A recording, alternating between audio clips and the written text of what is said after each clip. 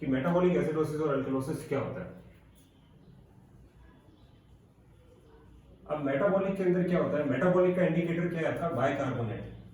Bicarbonate का level क्या होता है ब्लड के अंदर, 22 to 27 milliequivalent per litre.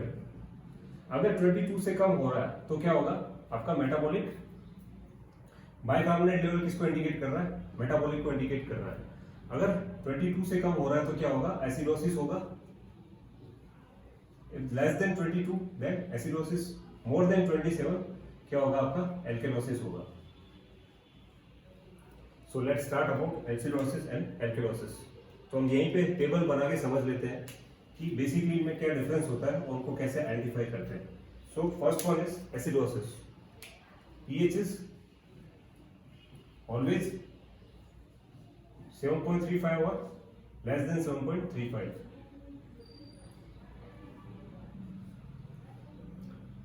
Alkalosis में क्या होगा, pH मोर देन 7.45 होगी, इक्वल और मोर देन 7.45 होगी।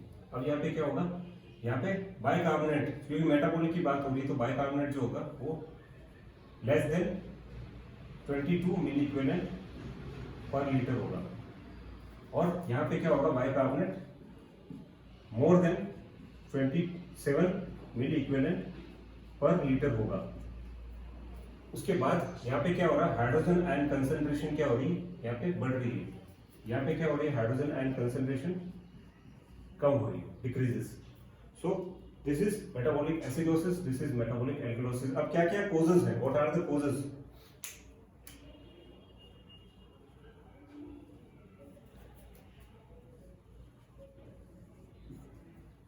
हम बात करेंगे एसिडोसिस कब होता है, मेटाबॉलिक एसिडोसिस कब होगा, जब बॉडी से एल्कलाइन कंटेंट बाहर चला जाएगा, उस कंडीशन में बॉडी में मेटाबॉलिक एसिडोसिस हो जाएगा। तो इसमें जो फर्स्ट वन आपका कोज आता है वो आता है सीवियर डायरिया। सीवियर डायरिया के अंदर क्या होता है, जो इंटेस्टाइनल कंटेंट होते हैं वो बॉडी से बाहर चले जाते हैं, excess amount of loss of fluid from the intestine, और जो भी इंटेस्टाइनल कंटेंट है स्टूल के फॉर्म में वो बाहर चले जाते हैं, स्टूल बहुत ही ज्यादा पास करता है। उस कंडीशन में क्या होता है, एसिडोसिस हो जाता है, एसिडिक कंटेंट बॉडी में बढ़ जाते हैं, एल्कलाइन कंटेंट कम हो जाते हैं। उसके अलावा जो आपका सेकंड नंबर आता है कोज की, वो आता है आपका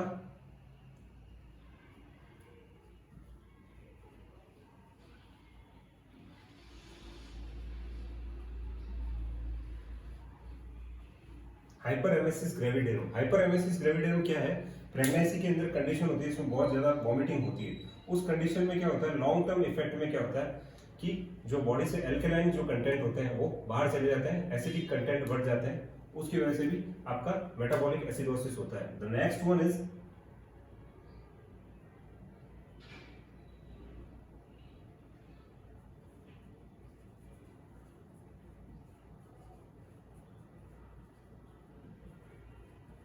diabetic keto acidosis.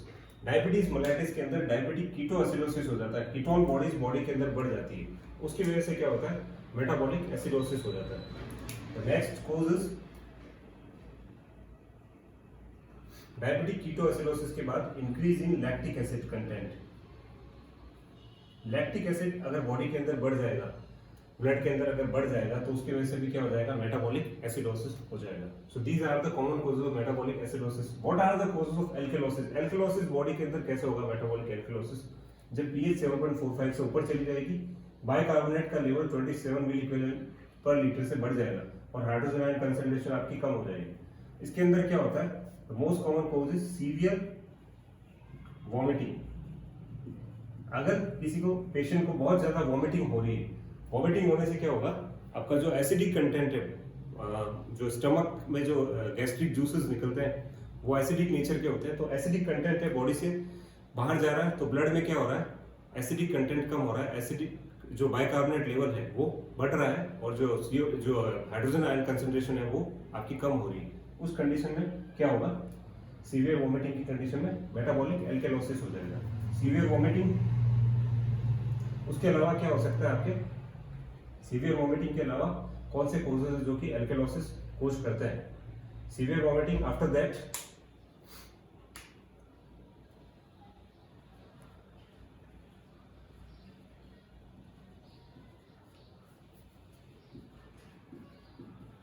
Transfusion of whole blood. अगर होल ब्लड को हम जब ट्रांसफ्यूज करते हैं, किसी पेशेंट को ब्लड की रिक्वायरमेंट है और होल ब्लड अगर ट्रांसफ्यूज कर रहे हैं, तो उसमें रैपिडली अगर ट्रांसफ्यूज कर रहे हैं, rapid transfusion of whole blood, उसकी वजह से भी क्या होता है, मेटाबॉलिक एल्कलोसिस होता है बॉडी के अंदर। So these are the common causes of metabolic acidosis and alkalosis. तो हमने समझ लिया कि रेस्पिरेटरी एसिडोसिस क्या होता है, एल्कलोसिस क्या होता है, मेटाबॉलिक एसिडोसिस क्या होता है, एल्कलोसिस क्या होता है। So this is about acid base imbalance. अब इस पे जो क्वेश्चंस आते हैं उनको कैसे सॉल्व करना है उसके बारे में हम डिस्कस करेंगे। इस पे जो क्वेश्चंस आते हैं उनको कैसे सॉल्व करना है। सो फर्स्ट सिचुएशन देखते हैं। pH is 7.45, CO2 is 30 ml of Hg, bicarbonate is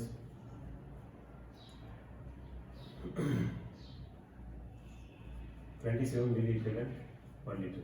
तो यहाँ पे क्या हो रहा है आपका, सबसे पहले आपको ये देखना है कि एसिडोसिस हो रहा है, एल्कलोसिस हो रहा है। तो 7.45 pH इसका मतलब ये है कि एल्कलोसिस हो रहा है। अब एल्कलोसिस कौन सा है ये आइडेंटिफाई करना है, रेस्पिरेटरी है या एसिड मेटाबॉलिक है। रेस्पिरेशन में क्या हो रहा है, पार्शियल प्रेशर ऑफ CO2 कम हो रहा है 30 ml per Hg, नॉर्मल कितना है 35 to 40 है। बाइकार्बोनेट क्या है 22 to 27 milliequivalent per litre होता है, यहाँ पे कितना है 27 है।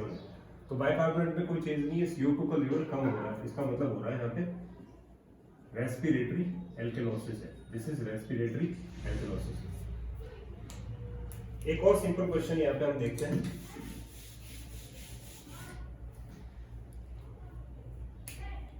The pH is 7.35, CO2 is 50 ml of Hg, HCO3 is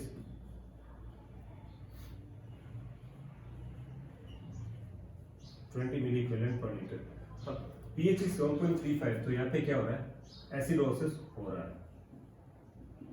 acidosis हो रहा है, कौन सा हो रहा है, रेस्पिरेटरी और मेटाबॉलिक। तो रेस्पिरेटरी में क्या हो रहा है, CO2 का लेवल बढ़ रहा है, बाइकार्बोनेट में 20 milliequivalent per litre level है।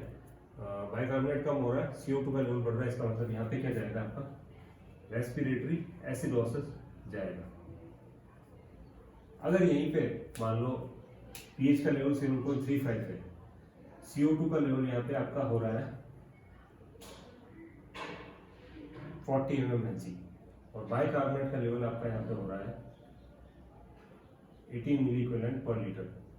तो क्या होगा यहाँ पे 7.35 का मतलब एसिडोसिस, 40 mmHg, 40 mmHg से मतलब क्या आपका यहाँ पर जो CO2 का लेवल है वो बराबर है। बाइकार्बोनेट का लेवल क्या है यहाँ पे कम हो रहा है, 22 से कम है। तो यहाँ पे क्या होगा, जो कंडीशन होगी वो होगी आपकी metabolic acidosis. So these are the example of simple questions. अब हमें ट्रिकी क्वेश्चंस देखेंगे कि जो ट्रिक्स वाले क्वेश्चन आते हैं जिनमें कई बार हम कंफ्यूज हो जाते हैं कि उनका आंसर क्या होगा, वो कैसे सॉल्व करना है। द pH इज 7.45 और the pH is 7.50, the CO2 level is 30 ml of Hg, HCO3 minus level is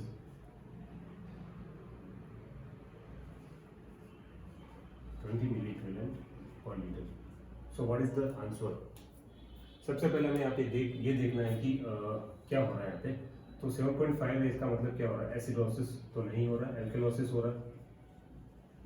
alkalosis हो रहा है तो एल्कलोसिस क्यों हो रहा है, किस वजह से हो रहा है, तो वो देखना है।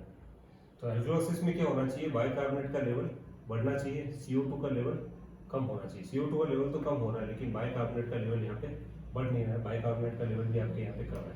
तो यहाँ पे इसका आंसर क्या होगा, रेस्पिरेटरी होगा या मेटाबॉलिक होगा। यहाँ पे क्या होगा, answer is the respiratory alkalosis, respiratory alkalosis होगा।